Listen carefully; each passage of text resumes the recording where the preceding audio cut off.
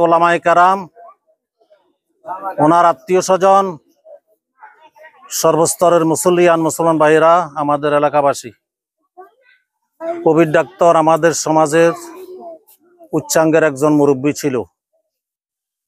সামাজিকভাবে ওনার স্থান ছিল যেই কয়জনের স্থান সবার উপরে, তিনিও তাদের মধ্যে একজন। সমাজের অনেক বড় বড় কাজ তিনি আঞ্জাম দিয়েছেন, যেটা অনেকের পক্ষে সম্ভব ছিল না। হিম্মত এবং সাহসের সহিত কবির ডাক্তার সেগুলাকে আঞ্জাম দিয়েছেন। সমাজের স্বার্থে অনেক ভালো কাজ তিনি করেছেন। আল্লাহ তার জীবনের সকল ভালো কাজগুলোকে কবুল করেন।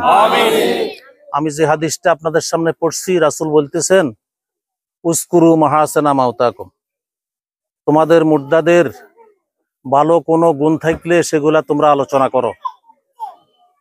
মুর্দাকে সামনে রাখি আলোচনা করো, দোকানপাটে আলোচনা করো, বাড়িঘরে আলোচনা করো, তার কি কি গুণ ছিল। কালকে 9:36 তিনি আমাকে কল দিছেন, একটা বিষয় জরুরি কথা বলছেন।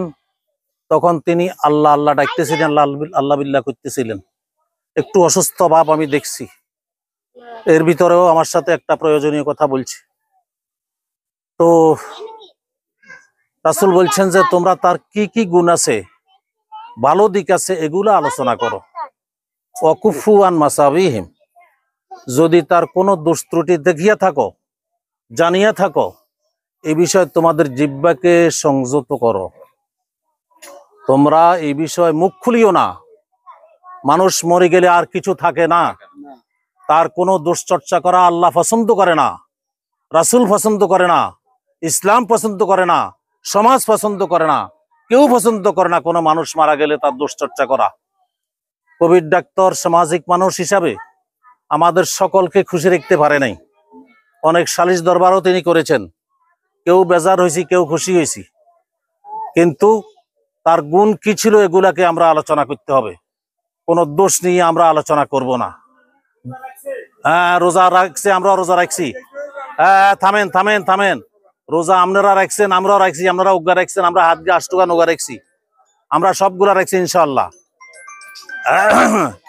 এই জন্য আমরা চেষ্টা করব কবির ডাক্তারের যে গুণগুলা ছিল আমরা সেগুলো আলোচনা করব।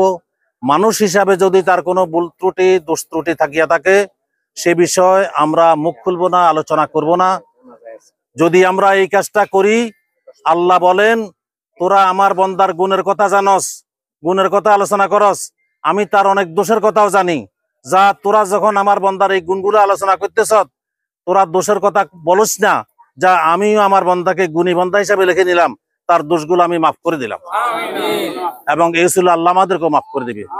আল্লাহ আমাদের সকলকে মাফ করে দেন, কবির ডাক্তারকে মাফ করে দেন, তাকে জান্নাতি মেহমান হিসাবে কবুল করেন।